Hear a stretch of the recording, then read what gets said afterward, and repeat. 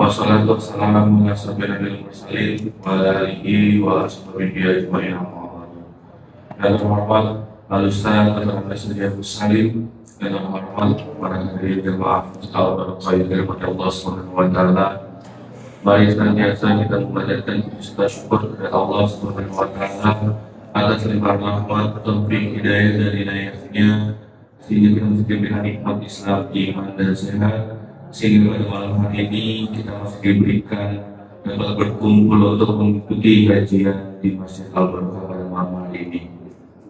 Salawat serta salam telah kita curahkan kepada baginda Nabi besar kita, Nabi besar Muhammad sallallahu alaihi wasallam, beserta keluarga, sahabat, dan insyaallah kita para pengikuti yang mendapatkan syafaat di yaumul akhir nanti. Amin amin. Amin. Untuk kajian pada malam hari ini yaitu bertemakan tematik tauhid yang akan disampaikan oleh guru kita Al-Ustaz Salim. Mari sebelum kita memulai kajian malam hari ini, kita buka bersama-sama dengan membaca lafaz basmalah. Bismillahirrahmanirrahim. Kepada Al-Ustaz Salim, waktu dan tempat dipersilakan. Bismillahirrahmanirrahim. Assalamualaikum warahmatullahi wabarakatuh. Alhamdulillahilladzi sadaqa wa'dah wa nasara abdah wa azza jundahu wa hazamal ahzaba wahdah. Asyhadu an la ilaha illallah wahdahu la syarika lah wa asyhadu anna Muhammadan abduhu wa rasuluhu la nabiyya ba'dah. Amma ba'du, qala Allahu ta'ala fi kitabihil karim. A'udzu billahi minasy syaithanir rajim. Bismillahirrahmanirrahim. Wal fajr walayalin asr. Wa qala Rasulullah sallallahu alaihi wasallam, man wajada sa'atan falam yudhi fala yuqribanna musallana. Sadaqallahu ladzi sadaqa rasulihi karim. Masyiral muslimin wal muslimat jamaah Masjid Al-Barokah rahimakumullah. Puji syukur kita panjatkan kehadirat Allah Subhanahu wa taala. Alhamdulillah kita baru saja menunaikan salah satu kewajiban kita sebagai hamba-Nya, salat maghrib secara berjamaah. Dan kita juga diberi kesempatan oleh Allah Subhanahu wa taala untuk menghadiri majlis ilmu yang rutin dilaksanakan di Masjid Al-Barokah di setiap Ahad malam dari ba'da maghrib sampai dengan Isya. Mudah-mudahan majlis kita dan kita yang ada di dalamnya mendapat ridho dan berkah dari Allah Subhanahu wa taala. Amin ya rabbal alamin. Salawat dan salam semoga tercurahkan pula kehadiran baginda Rasulullah Muhammad sallallahu alaihi wasallam pada keluarganya, sahabatnya, insyaallah juga pada kita sekalian yang masih komitmen mengikuti ajaran dan sunnah-sunnah beliau. Malam hari ini saya ingin menyampaikan pesan ulama besar Dr. Abdul Sami Al-Anis. Ya, nama lengkapnya adalah Dr. Abdul Sani Muhammad Al-Anis. Ya, beliau seorang ulama kontemporer. Beliau banyak menulis buku-buku, berbagai literatur, dan malam hari ini saya ingin sampaikan salah satu artikelnya yang sangat bagus untuk bisa kita kerjakan sesuai dengan momentum yang sebentar lagi akan hadir di tengah-tengah kita. Sebelum saya sampaikan sebagai pembuka berkaitan dengan pesan-pesan yang beliau sampaikan, pertama, insya Allah kita pahami bersama bahwasanya kematian itu adalah sesuatu yang pasti terjadi pada diri kita. Allah mengingatkan kullu nafsin za'iqatul maut, bahwa setiap yang bernyawa, berjiwa pasti akan mengalami kematian. Kita manusia makhluk yang berjiwa, makhluk yang bernyawa, pasti kita akan juga mati. Namun demikian, ada 3 hal yang dirahasiakan oleh Allah berkaitan dengan kematian. Kapan, di mana, dan sebabnya apa saat ajal datang menjemput. Tidak ada seorang pun di antara kita yang tahu. Itu hanya Allah Subhanahu wa Ta'ala yang tahu. Yang kedua, didasari juga kepada pesan Rasulullah Shallallahu Alaihi Wasallam kepada kita. Kata Rasulullah, umur umatku rata-rata hanya antara 60 sampai 70 tahun. Siapa umatku yang dimaksud Nabi Muhammad? Ya kita. Siapa kita? Termasuk saya, gitu. Umur umatku rata-rata antara 60 sampai 70 tahun. Ya, sedikit yang lebih dari itu. Sangat sedikit. Artinya umur kita itu sangat singkat, sangat pendek. Dari 60, katakanlah 60 tahun itu, mulai tahun berapa? Mulai usia berapa kita mulai dekat dengan Allah? Mulai rajin beribadah. Kalau misalnya mulai 30 tahun, berarti hanya 30 tahun kita giat beribadah. Ya. Berapa amalan yang bisa kita himpun, yang bisa kita kumpulkan sebagai bekal kita menghadap kepada Allah, memasuki kehidupan yang kekal dan abadi, yakni kehidupan akhirat. Yang ketiga, dasar berkaitan dengan bahasan kita hari ini, Rasulullah juga mengingatkan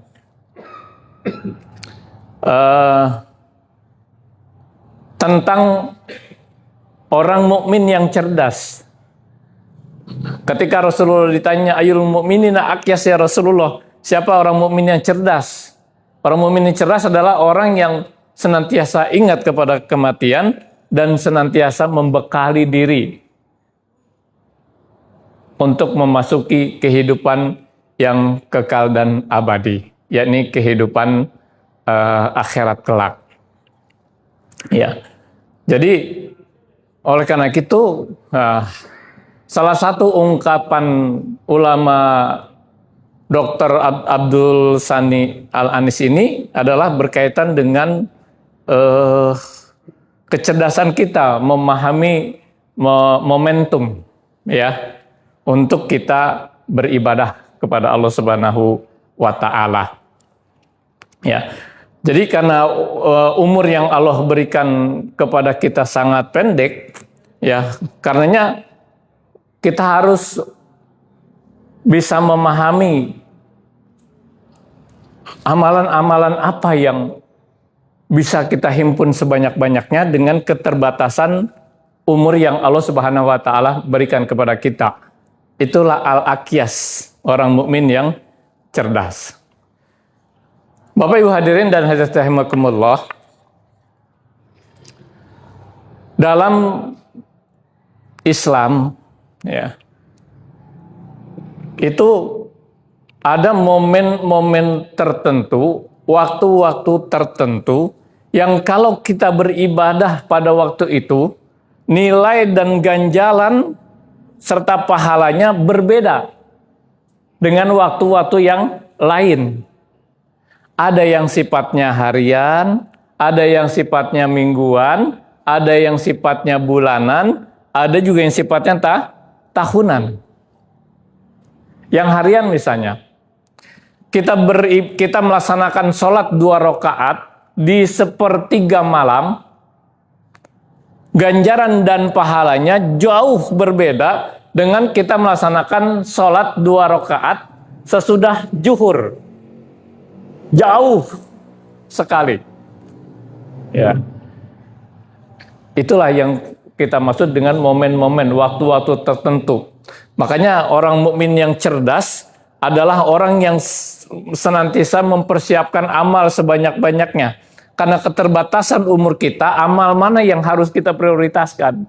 Salah satunya kita harus pintar melihat waktu mana yang kalau kita beribadah ganjarannya dan pahalanya berlipat ganda. Kalau harian itu sepertiga malam. Ya, sepertiga malam. Mingguan pada hari Jumat. Yang kita kenal dengan Sayyidul Ayyam. Penghulu dari hari lainnya. Kalau bulanan, yang baru saja kita tinggalkan, bulan Ramadan. Ganjaran dan pahalanya berbeda dengan bulan-bulan yang lain. Salah satu contoh saya ingatkan kembali. Kata Rasulullah, "Man taqarraba fihi bi khaslatin minal khair kana kaman ada faridatan fi masiwa wa man ada faridatan fihi kana kaman ada sab'ina faridatan fi masiwa." Nah, ini. Siapa yang melaksanakan satu amalan sunnah di bulan Ramadan, sama nilainya dia melaksanakan satu wajib di luar bulan Ramadan. Dan siapa yang melaksanakan satu wajib di bulan Ramadan, sama nilainya dia melaksanakan 70 kewajiban di luar bulan Ramadan. Amalannya sama. Tapi ketika kita laksanakan di waktu yang berbeda, nilainya berbeda. Apalagi kalau kita dapat yang namanya malam Lailatul Qadar. Lailatul Qadar. Ya. Yang kalau kita beribadah malam itu sama dengan kita beribadah selama 83 tahun 4 bulan. Dikenal dengan sebutan 1000 bulan. Itu orang yang cerdas, yang pintar, momen-momen seperti itu yang dikejar. Kenapa? Umur kita terbatas. Kita juga nggak tahu kapan, di mana, dalam keadaan bagaimana saat ajal datang menjemput. Itu yang bulanan. Yang tahunan, nah ini yang insya Allah berkaitan dengan pesan yang akan disampaikan oleh Dr. Abdul Sani Al-Anis, atau nama lengkapnya adalah Abdul Sani Muhammad Al-Anis, ya. Yaitu, ini yang barangkali Bapak Ibu sekalian, banyak di antara kita yang belum paham, atau mungkin bisa dikatakan belum tahu. Tahu apa tempe? Ya. Ada satu momen yang kalau momen itu merupakan, kalau kita beribadah di waktu itu, amal ibadah yang kita kerjakan itu lebih dicintai oleh Allah Subhanahu wa taala dibandingkan dengan waktu-waktu yang lain. Walaupun ibadahnya sama. Tapi kalau kita kerjakan di waktu itu lebih dicintai oleh Allah. Makanya kita harus melihat momen-momen yang spesial. Nah, ini dikenal dengan waktu yang agung dan penuh keberkahan. Yani kapan? 10 hari pertama bulan Dzulhijjah. Ya, jadi ini banyak di antara kita umat Islam ini yang belum memahami betapa keagungan dan keberkahan 10 hari pertama bulan Dzulhijjah. Sampai-sampai Allah bersumpah dengan waktu itu. Dengan 10 hari pertama bulan Dzulhijjah. Biasanya kalau Allah bersumpah dengan waktu itu punya keistimewaan. Ya. Misalnya wadduha, demi waktu duha. Waktu duha itu punya keistimewaan. Sehingga Allah bersumpah dengan waktu. Ada wal laili, demi waktu malam. Ada wal asr, demi waktu asr. Ada wal fajri, demi waktu fajar. Nah, ini satu rangkaian. Sumpah Allah berkaitan dengan 10 hari pertama bulan Dzulhijjah. Ayat pertamanya adalah wal fajr, demi waktu fajar. Tadi suratnya saya baca dalam sholat maghrib. walayalin asr. Ini ayat kedua. Dan demi 10 malam. Nah, ulama tafsir Ibnu Abbas ya mengatakan ya bahwa 10 malam yang dimaksud di ayat kedua ini adalah bukan diartikan karena dalam bahasa Arab itu malam sering juga bermakna hari. Diartikan dengan 10 hari pertama bulan Zulhijjah. Jadi Allah bersumpah dengan 10 hari pertama bulan Zulhijjah. Oh ya, walaupun ahli tafsir ada 3 pendapat. Ada yang mengatakan walayalin asr itu adalah 10 hari terakhir bulan Ramadan. Ada yang mengatakan 10 hari pertama bulan Muharram, bulan pertama dalam Islam. Tapi jumhur ulama kebanyakan mengatakan bahwa ini maksud dengan ayat ini adalah 10 hari pertama bulan Zulhijjah. Bukan hanya malamnya. Ya. Jadi bukan hanya malamnya. Walayalin asr demi waktu 10 hari pertama bulan Zulhijjah. Artinya apa? Kalau kita beribadah, melaksanakan ibadah di 10 hari pertama bulan Zulhijjah, ibadah yang kita kerjakan lebih dicintai oleh Allah daripada yang kita kerjakan di luar itu. Di luar waktu 10 hari pertama bulan Zulhijjah. Seorang ulama besar Ibnu Hajar mengatakan, kenapa Allah sampai bersumpah dengan 10 hari pertama bulan Zulhijjah? Karena di 10 hari pertama bulan Zulhijjah inilah terhimpun inti-inti dari ajaran Islam yang terdapat dalam rukun Islam. Ya. Ya. Pertama sholat jelas. Ya. Di awal bulan Zulhijjah kita juga disuruh sholat. Ya, sedekah. Ya. Sedekah itu ada yang membagi 2, sedekah wajib, sedekah sunnah. Sedekah wajib adalah zakat. Nanti ada zakat fitrah, zakat mal. Sedekah sunnah infak. Yang ketiga, haji dan umroh. Haji dan umroh di 10 hari pertama bulan Zulhijjah. Ya. Kemudian puasa. Nanti kita bahas wasiat yang disampaikan oleh beliau. Termasuk satu lagi adalah ibadah kurban.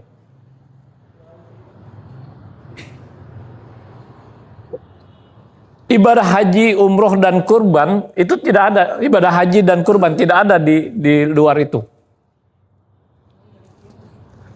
Makanya beliau menganalisa pantas kalau kemudian Allah bersumpah dengan walayalin asr, 10 hari pertama bulan Zulhijjah. Oleh karena itu Dr. Abdul Salim Al-Anis ini menyampaikan ada 10 hal yang harus kita kerjakan di 10 hari pertama bulan Zulhijjah. Kapan itu? Ya, makanya kita harus tahu kapan itu bulan Zulhijjah.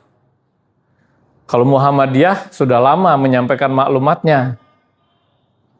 Berbarengan dengan maklumat tanggal 1 Syawal, 1 Ramadan, 1 Syawal. Satu rangkaian dengan 1 Zulhijjah dan 10 Zulhijjah. Sudah lama disampaikan. 10 Zulhijjah itu hari apa? Bukan masalah Rabu, hari raya Idul Adha. Itu disampaikan oleh Muhammadiyah sudah lama bahwa hari raya Idul Adha 10 Zulhijjah 1447 Hijriah itu bertepatan dengan tanggal 27 Mei. Ini sekarang bulan apa? Mei, bentar lagi. 27 Mei tanggal 10. Berarti tanggal 1-nya tanggal berapa tuh? Dihitung mundur aja. Ada yang bisa udah ngitung mundur tanggal berapa, tanggal 1 Zulhijjah. Kalau 27 Mei 10 Zulhijjah. Berapa? 18. Nanti, jadi mulai 18 Mei, masuk 1 Zulhijjah, ini amalan-amalan yang diperintahkan untuk kita kerjakan. Ya. Senin itu, jatuhnya hari Senin, 18 Zulhijjah. Ya. Yang pertama, kata beliau, al-iksaru minal a'malis sholihah. Mulai 1 Zulhijjah sampai 10 Zulhijjah, memperbanyak amal-amal soleh. Tidak disebutkan di poin pertama ini, amal soleh apa? Ya, memperbanyak amal soleh, baik yang wajib maupun yang sunnah. Karena amal soleh yang kita kerjakan di 10 hari pertama bulan Zulhijjah lebih dicintai oleh Allah ketimbang kita kerjakan di hari-hari yang lain. Kalau Allah cinta, Allah punya segala-galanya. Kalau Allah cinta, yang namanya cinta kan lebih tinggi lagi daripada sayang. Ya. Sehingga apapun yang kita minta akan dikasih. Kesalahan-kesalahan kita akan dimaafkan. Makanya ini jangan dilewatkan. Momen 10 hari pertama bulan Zulhijjah, mulai hari Senin, 18 Mei. Ya. Jadi banyak melaksanakan amal soleh. Hadisnya disebutkan begini.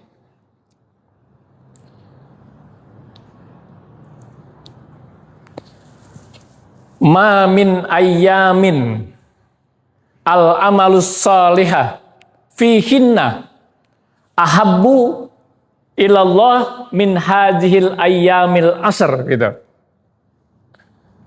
Ini dasarnya.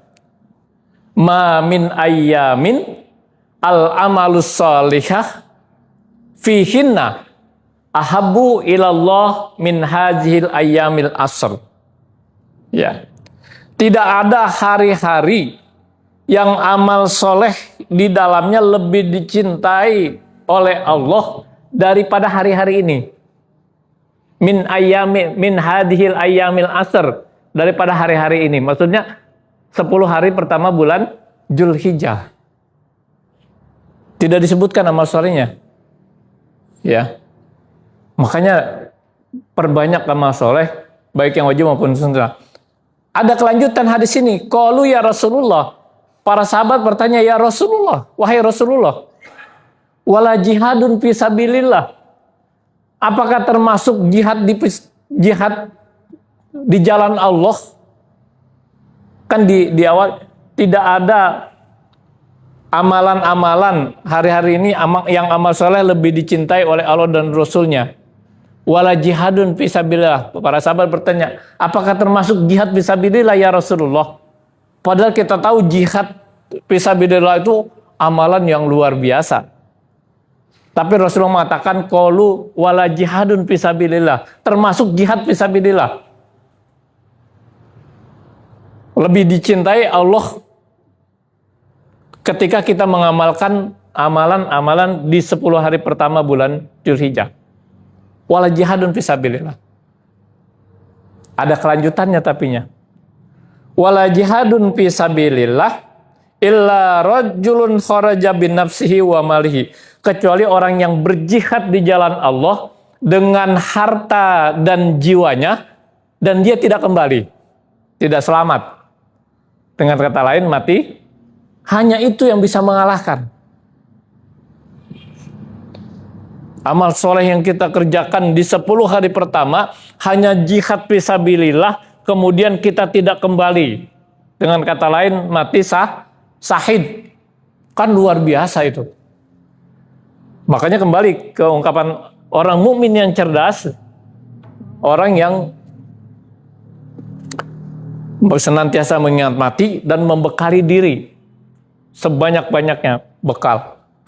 Untuk bisa itu kita harus memahami momen-momen tertentu yang ganjaran dan pahalanya berlipat ganda. Ada nggak di antara Bapak Ibu yang hadir malam hari ini sanggup nggak sholat 1000 rakaat di Masjid Al-Barokah? 100.000 dah. 100.000 rakaat di Masjid Al-Barokah. Kita taraweh berapa rakaat? 11 rakaat, udah ngap-ngapan. Ngap-ngapan apa ngap beneran? Kalau disuruh sholat 1000 rakaat, kayaknya impossible. Tidak impossible. Kalau kita pintar, kalau cerdas tadi kata Rasulullah. Orang mukmin yang cerdas. Ya.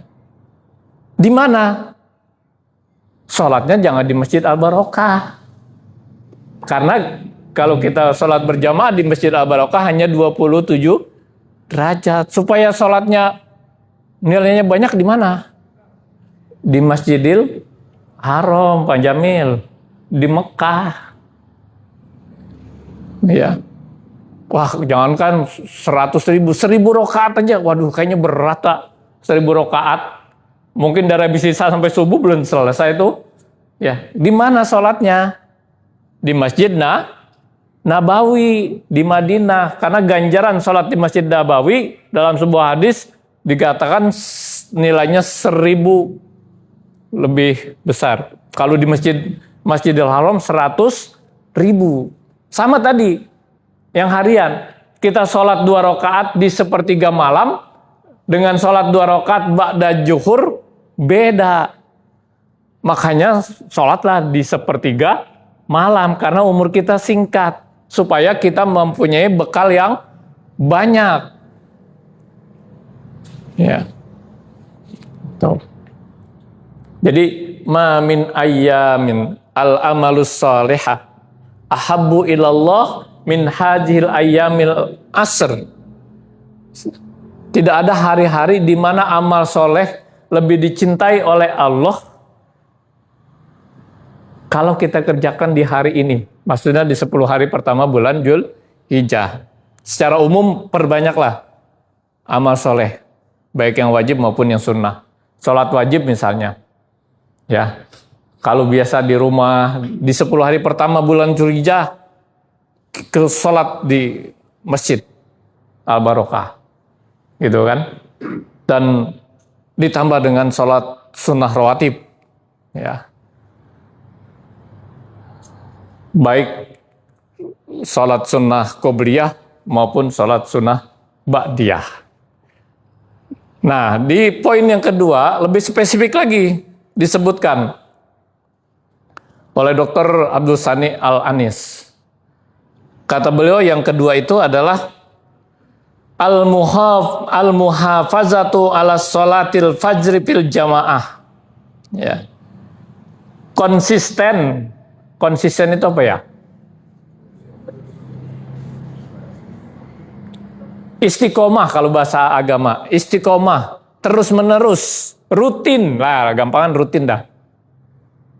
Al-muhafazah itu rutin. Terus menerus. Untuk apa? Ala sholatil fajr, sholat subuh, fil jamaah, secara berjamaah. Ada tambahannya.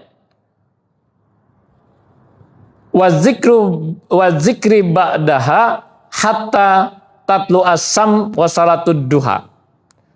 Kemudian berzikir sesudahnya sampai terbit fajar. Kemudian sholat 2 rakaat. Yang kita kenal dengan apa? Sholat suruk. Nah, ini yang pesan yang kedua nih. Jadi mulai 1 Dzulhijjah, walaupun harusnya bukan 1 Dzulhijjah ya. Ya, minimal momen itu kita manfaatkan. Ya. Mulai tanggal 1 ya, kita sholat subuh secara berjamaah, kemudian kita berzikir ya sampai terbit fajar. Kemudian sholat 2 rakaat, sholat suruk. Kalau di luar tanggal itu, ganjarannya saja kan sudah senilai kita melaksanakan ibadah umroh. Tapi kalau di tanggal 1 kita kerjakan Dzulhijjah dan hari-hari itu berikutnya, di samping ganjarannya seperti kita melaksanakan umroh, amalan itu lebih dicintai dibandingkan kita kerjakan di waktu-waktu yang lain. Gitu. Ya alhamdulillah kalau tiap hari Sabtu kita bisa konsisten. Ya. Habis sholat berjamaah, kita adakan kajian sampai waktu suruk, kemudian sholat 2 rakaat. Mudah-mudahan di bulan Dzulhijjah, walaupun tidak ada kajian, kita bisa lakukan. Ya, ya kalau nggak bisa 10 hari ya minimal 9, nggak bisa 9, 8 nggak bisa, minimal 1 nggak bisa juga, innalillahi wa inna, ya berarti nggak paham, ya. Betapa dahsyatnya 1 Dzulhijjah. Makanya untuk bisa memahami itu kita harus tahu 1 Dzulhijjah kapan gitu kan. Ya. Ya, Muhammadiyah sudah lama menyampaikan. Dzulhijjah berarti 18 Mei 2027. Itu yang kedua. Yang ketiga, al-muhafazatu ala siyamil ayyamil asr. Konsisten lagi, konsisten. Muhafazah itu konsisten, rutin. Untuk apa? Ya,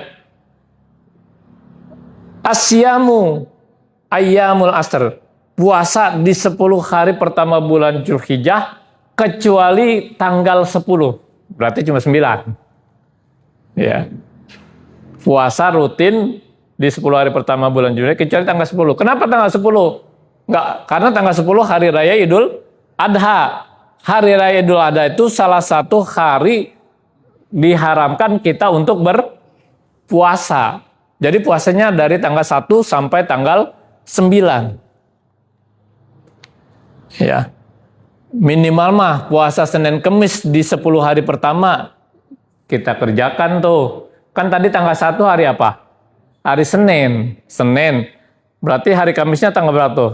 Senin 18, Selasa 19, Rabu 20, Kamis 21, Jumat 22, Sabtu 23, Minggu 24, Senin lagi 25. Berapa puasa itu udah 3 ya. Puasa Senin Kamis ya udah 3 tuh. Ah, tinggal ditambah tuh ya. Gitu. Ya. Minimal itu. Dianjurkan puasa karena puasa ini amalan yang luar biasa. Ya. Amalan yang luar biasa karena puasa ini amalan yang hanya kita dan Allah yang saja yang tahu. Makanya para ulama mengatakan amalan utama itu adalah puasa di 10 hari pertama bulan Dzulhijjah kecuali tanggal 10. Ya. Nah, minimal puasa apa? Pada tanggal 9. Kan di masyarakat kita itu berkaitan dengan puasa Arafah, ya. Itu ada 2. Ada yang mulai tanggal 8, hari Tarwiyah, tanggal 8 dan tanggal 9, hari Arafah. Ada yang mulainya pada tanggal 9, puasa Arafah. Ya silakan. Kalau mau 2 hari silakan, mau 1 hari silakan. Jangan 2 hari kagak, 1 hari kagak. Apalagi 9 hari gitu kan. Nah kalau misalnya ditambah puasa Tarwiyah dan Arafah sama puasa Senin Kemis tadi 1 sampai 10 berapa hari? 3. Ditambah 2 hari. Udah 5 ya. 9 tinggal nambahin 4 ya. Gitu. Karena amalan yang kita kerjakan di 10 hari pertama lebih dicintai oleh Allah dibanding dengan hari-hari yang lain, ya. Jadi puasa Arafah minimal ya, puasa Arafah. Jangan ada image kan puasa Arafah itu puasanya bapak dan ibu haji. Salah. Puasa Arafah buat kita, ya. Ya. Nah, ini yang keempat ini sebenarnya udah dikaitkan dengan poin tadi. Siyamu yaumi Arafah li ghairil hajj. Nah, melaksanakan puasa Arafah bagi yang tidak mengerjakan ibadah haji. Jadi, amalan yang keempat ini yang utama itu adalah haji dan umroh. Ya, kenapa saya katakan haji dan umroh? Karena kalau kita berkesempatan menunaikan ibadah haji, kita bisa sekaligus mengerjakan ibadah umroh. Tapi kalau kita berkesempatan menunaikan ibadah umroh, tidak bisa sekaligus kita mengerjakan ibadah haji. Kenapa kata Allah, al-hajju asyurum ma'lumat. Haji itu waktu ibadah yang waktu-waktunya sudah ditentukan. Kan prosesi ibadah haji sebenarnya 6 hari selesai. Dimulai dari tanggal 8, 9, 10, 11, 12, 13. 13 itu udah selesai prosesi ibadah haji, cuma 6 hari. Makanya kalau ada orang yang melaksanakan haji plus apa haji plus? Haji plus itu kan berangkat belakangan, pulang duluan. Iya kan? Kalau syarat dan rukunnya sudah dilaksanakan, sah hajinya. Kenapa kita kok sampai 40 hari? Sehingga biayanya jadi besar. Karena jumlah atau kuota haji Indonesia terbesar di dunia. Tahun ini aja 221.000. Karena begitu banyak, perlu waktu untuk memberangkatkan. Kalau misalnya kita punya fasilitas pesawat untuk menerbangkan dalam 1 hari 221.000, bisa dipersingkat itu. Bareng-bareng berangkat. Nebaknya gimana? Ngantri kayak di jalan tol gitu. Pesawat mau landing ngantri. Ya. Karena nggak mungkin, makanya diatur. Sehingga memerlukan waktu sampai 40 hari dibagi 2 gelombang. Gelombang pertama ke Madinah karena masih prosesi ibadah haji masih lama untuk melaksanakan yang namanya sholat arba'in. Gelombang kedua langsung ke Mekah karena diberangkatkan sudah menjelang prosesi pelaksanaan ibadah haji. Ya, kalau yang gelombang pertama selesai haji langsung pulang.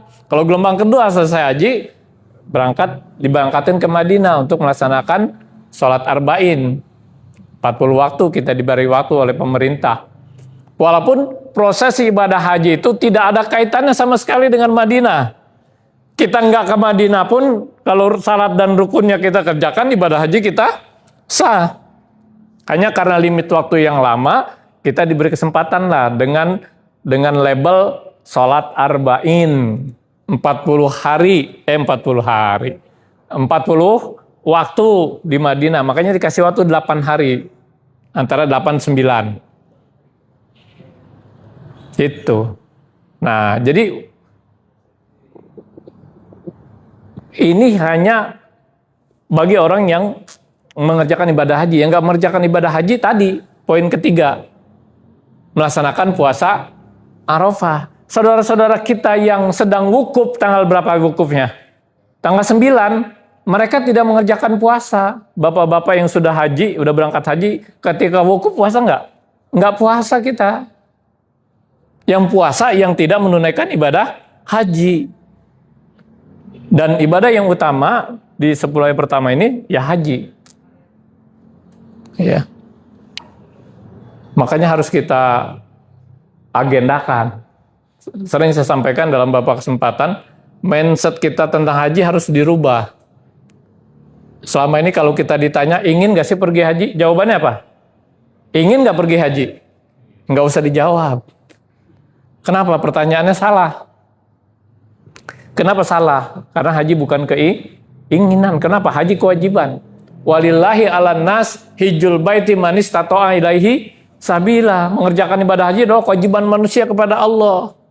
Itu harus kita rubah. Sebab kalau mindset kita haji keinginan, kapan kita inginlah kita baru berangkat haji. Tapi kalau mindset kita haji kewajiban, bagaimana supaya saya bisa mengerjakan ibadah haji? Makanya di Kukusan dulu ada banyak yang namanya haji mansur. Dulu ya, pergi haji, halamannya dia rela menggusur halamannya untuk menunaikan ibadah haji. Kalau sekarang ada nggak haji mansur? Halaman siapa? Indomaret. Ya, haji mansur gitu. Ya banyak kisah-kisah heroik. Tahun ini saya sering lihat di banyak kisah-kisah heroik. Orang-orang yang luar biasa untuk menunaikan ibadah haji. Kenapa? Mindset mereka haji kewajiban. Sehingga ada yang dengan cara menabung dan banyak cara yang dilakukan. Saran saya kalau mau nabung untuk haji, jangan nabung duit. Ya. Tapi nabung berupa emas. Ya. Karena kalau uang itu akan menurun. Apa namanya? Inflasi, ya. Kalau emas tidak. Ya. Kita punya emas 1 kilo gede banget ya rumahnya. Ya 1 gram aja. Ya.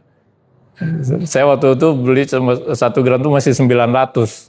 Ya, tahun ini dijual udah 3 juta, 2,6 ya, 2,6. Oh, kalau kita taruh duit 900, tahun ini tetap 900, tapi nilainya turun jauh. 903 tahun yang lalu dengan 903 tahun sekarang, makanya nabung emas, ya, supaya nilainya terus bertambah. Bahkan sekarang banyak bank-bank yang buka tabungan emas. Jadi kita nabung 10.000 dikonversi dengan emas berapa gram? 0,000 gram. Ya, nanti ngambilnya juga berupa emas, bukan berupa 10.000 yang kita tabung. Ya, banyak cara yang bisa kita lakukan untuk itu. Ya, jadi kembali bahwa sekalian, yang ketiga ini, yang keempat ini adalah ibadah haji dan umroh. Dalam Al-Quran Allah berfirman, wa atimul hajja wal umrata lillah. Sempurnakanlah ibadah haji dan umroh karena Allah. Ya, wa atimul hajja wal umrata lillah. Dan luar biasa, walaupun biayanya mahal. Kalau sekarang itu kalau tidak salah 54 ribu dah tuh. 54.700.000 tahun ini ONH. Bahkan aslinya bukan 54.700.000. Aslinya itu kalau nggak salah 87 juta. Karena dana haji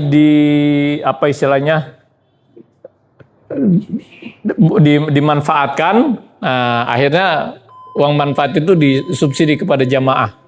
Ya. Satu lagi deh terakhir, walaupun banyak sebenarnya.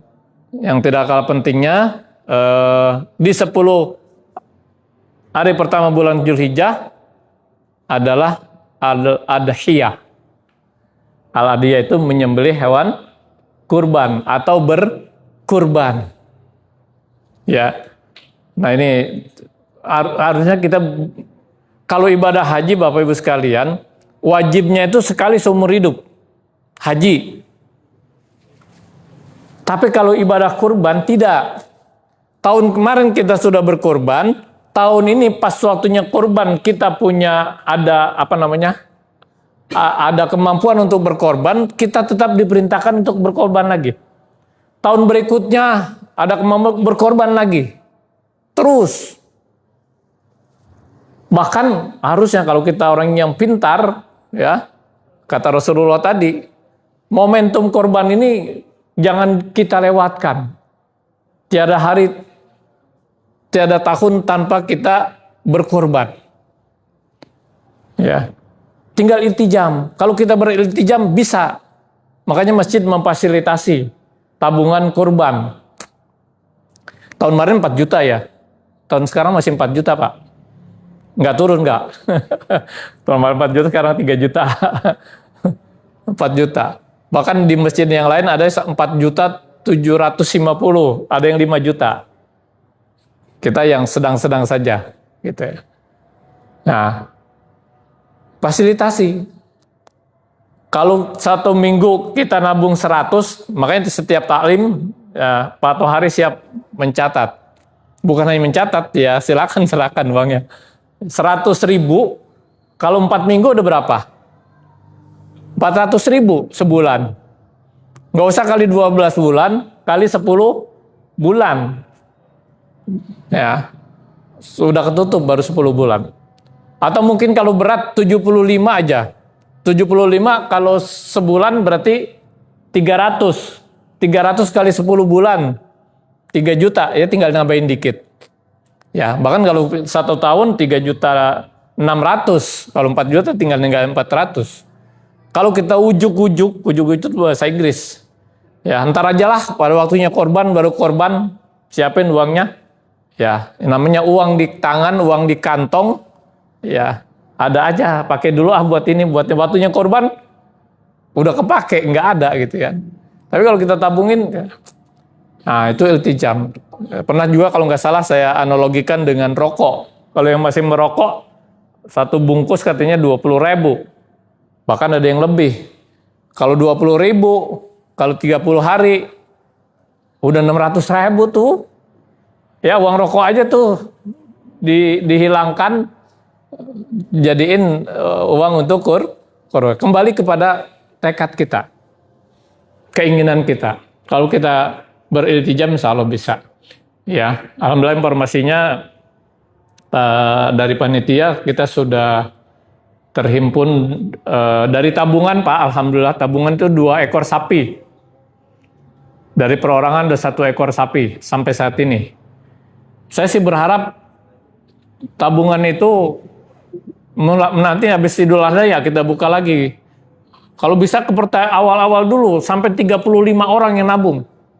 Kalau 35 orang, kalau sapi berapa? Tuh, 1 sapi kan 7 orang ya. Kalau 35 dapat berapa ekor sapi tuh?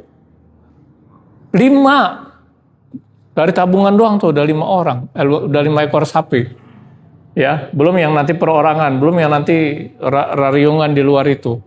Ya, makanya saya anjurkan nanti Bapak Ibu sekalian, selesai Idul Adha ini, ayo nabung.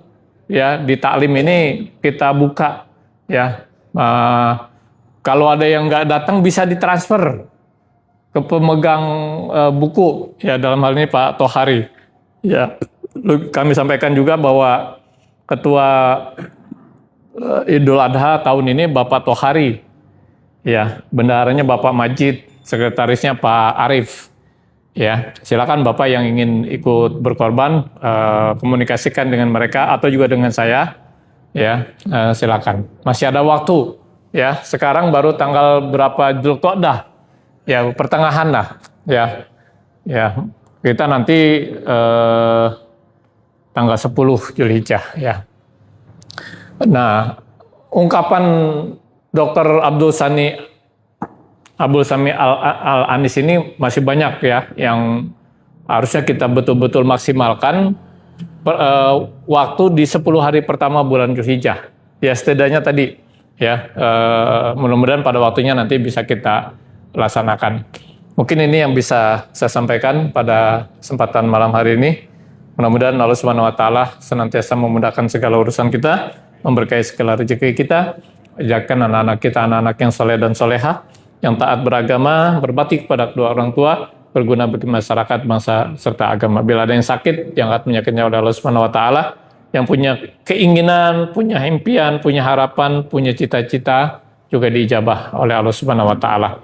Kita doakan juga khususnya saudara-saudara kita yang saat ini memenuhi panggilan Allah, menunaikan ibadah haji, mudah-mudahan semuanya diberikan kesehatan, diberikan keselamatan, diberikan kemudahan-kemudahan dalam melaksanakan seluruh rangkaian ibadah haji, baik yang wajib maupun yang umroh, dapat kembali ke tanah air, berkumpul dengan keluarga, serta ibadah hajinya mabrur. Amin ya rabbal alamin. Al-hajju mabrur laisa jazaa'un ilal jannah, kata Allah, kata Rasulullah. Haji mabrur tidak ada bahasannya kecuali surga. Dan bagi kita, mudah-mudahan suatu saat kita juga diberikan kesempatan, diberikan rezeki, sehingga bisa berkunjung ke Baitullah untuk menunaikan ibadah haji maupun ibadah umroh. Rabbana atina fid dunya hasanah wa fil akhirati hasanah wa qina azabannar. Wabillahi taufiq wal hidayah. Wassalabiqul khairat. Wassalamualaikum warahmatullahi wabarakatuh. Terima kasih kepada Pak Ustaz dan para materi dengan diberikan. Semoga materi yang diberikan bermanfaat bagi kita semua. Dan mengingatkan kepada seluruh jemaah